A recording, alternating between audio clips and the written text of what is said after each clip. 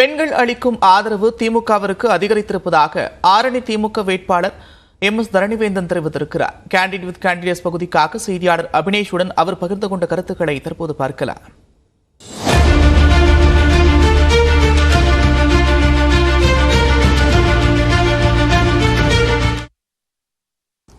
தமிழகம் முழுவதும் மக்களவை தேர்தல் களம் சூடுபிடித்திருக்கக்கூடிய நிலையில நாம் இன்று ஆரணி மக்களவை தொகுதியில் இருக்கிறோம். இங்கு திராவிட முன்னேற்ற கழகம் சார்பில் அக்கட்சியின் சார்பில் தரணிவேந்தன் அப்படிங்கிற ஒரு போட்டியிடுகிறார். இவர் இந்த பகுதியுடைய மாவட்ட செயலாளர். முதல் முறையாக மக்களவை தேர்தலில் போட்டியிடுகிறார். அவரோடு இன்றைக்கு கேண்டிடேட் வித் கேண்டிடேட் நிகழ்ச்சியில அவர் நம்மோடு பங்கேற்கிறார். அவரிடம் பேசுவோம். சார், தேர்தல் களம் எப்படி இருக்கு? மக்கள்கிட்ட வாக்கு சேகரிச்சிட்டு இருக்கீங்க. மக்கள்கிட்ட என்ன மாதிரியான ஒரு ரெஸ்பான்ஸ் இருக்கு? தேர்தலும் தளபதி அவர்கள் முதலமைச்சர்கள் 3ஆம் தேதி திருவண்ணாமலை ஆரணி தொகுதிக்கு வந்தார். அதில் தேர்தல்களும் இன்னும் சூடு பிடித்திருக்கின்றது. அதேபோல விளையாட்டுத்துறை அமைச்சர் அவர்கள் அவரும் வந்த பிறகு தேர்தல்களும் திராவிட முன்னேற்ற கழகத்தின் கூட்டணி தேர்தல்களும் சிறப்பாக இருக்கின்றது, சூடு பிடித்திருக்கின்றது. மக்கள் எல்லாம் ஆர்வமாக இருக்கின்றார்கள். அதுவும் குறிப்பாக சொல்லப்போனால் பெண்கள் மிக மிக ஆர்வமாக இருக்கின்றார்கள். தமிழக முதல்வர் சிறப்பாக ஆட்சி செய்கிறார்.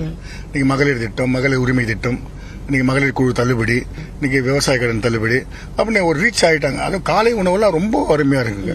காலையில் உணவுலாம் பார்த்தீங்கன்னா இப்போ கிராமத்தில் வந்து குழந்தை பழைய ராத்திரி சோத்துல தண்ணி ஊற்றி வச்சுட்டு குழந்தைங்க சாப்பிடுன்னு போயிடுற நிலைமையில பார்த்தா அந்த குழந்தைங்க போய் உப்புமா சாப்பிட்றது, இட்லி சாப்பிடலாம் ரொம்ப அவங்க பெற்றோர்களுக்கு ரசிக்கிறாங்க. சார், நம்ம குழந்தைங்க நம்ம சாப்பிடலாம், நம்ம குழந்தைங்க சாப்பிட்றது பத்தியா இதை பெட்ரோல் நினைக்கிறாங்க. ஆனால் தமிழ்நாடு பொறுத்த வரைக்கும் மற்ற குழந்தைகளை தான் குழந்தை தான் பேரெல்லாம் நினைச்ச தலைவர் வந்து இதை பெரிய அச்சீவ்மெண்ட் பண்ணியிருக்காரு. அந்த விஷயத்தில் ஒரு விவசாய குடும்பத்தை சேர்ந்தவன் தான். இன்னும் நான் தொடர்ந்து சின்ன வயசுலேருந்து விவசாயம் தான் பண்ணுறோம். இன்னைக்கு வரைக்கும் விவசாயம் பண்ணுறோம். இப்போ கூட ஒரு 20 ஏக்கரா நடு சைடு நெல்லாம் அறுத்தோம்.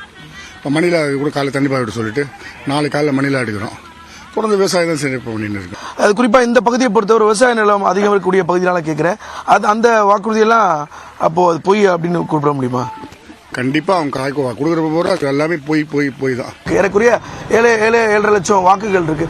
பெண்களுடைய ஓட்டு அப்படிங்கிறது இந்த முறை திமுகவுக்கு வருவதற்கான வாய்ப்பு என்னெல்லாம் இருக்கு? 15 லட்சம் பேர்ல வந்து 50% மேல பெண்கள் வாக்கு தான் இருக்காங்க. ஒரு காலத்தில் பார்த்தீங்கன்னா எம்ஜிஆர் இருக்க சொல்ல, ஜெயலலிதா இருக்க சொல்ல பெண்கள்லாம் வந்து போட்டாங்க. ஒரு சதவீதம் கொஞ்சம் அதிகமாக போடுவாங்க. எப்பெல்லாம் அதிமுக ஜெயிக்குது அது பெண்கள் ஓட்டு அதிகமாக இருக்கிற காரணம். எப்பெல்லாம் திமுக ஜெயிக்குது அப்போ ஆண்கள் அதிகமாக ஓட்டு போகிறது அது காரணமாக அமைஞ்சுது. இப்போ ஒரு சமீபமாக உள்ளாட்சியை பொறுத்தவரை இடையில் ஏற்பட்ட தேர்தல்கள், தலைவர் பெண்களிடத்திலே காட்டுகின்ற திட்டங்கள், பெண்கள் உரிமை தொகை, பெண்களுக்கெல்லாம் உள்ளாட்சியில் 50 விழுக்காடு எல்லாம் தந்ததில் வந்து இன்னைக்கு பெண்கள் ஓட்டு சதவீதம் அதிகமாக இருக்குது திராவிட முன்னேற்ற கழகத்தில். இப்போ பார்த்தீங்கன்னா ஆண்களை விட எம்ஜிஆருக்கு இருந்ததை விட ஜெயலலிதாக்கு வந்து சதவீதம் கூடி இருக்கு பெண்கள் ஓட்டு திராவிட முன்னேற்ற கூடி இருக்கிறது.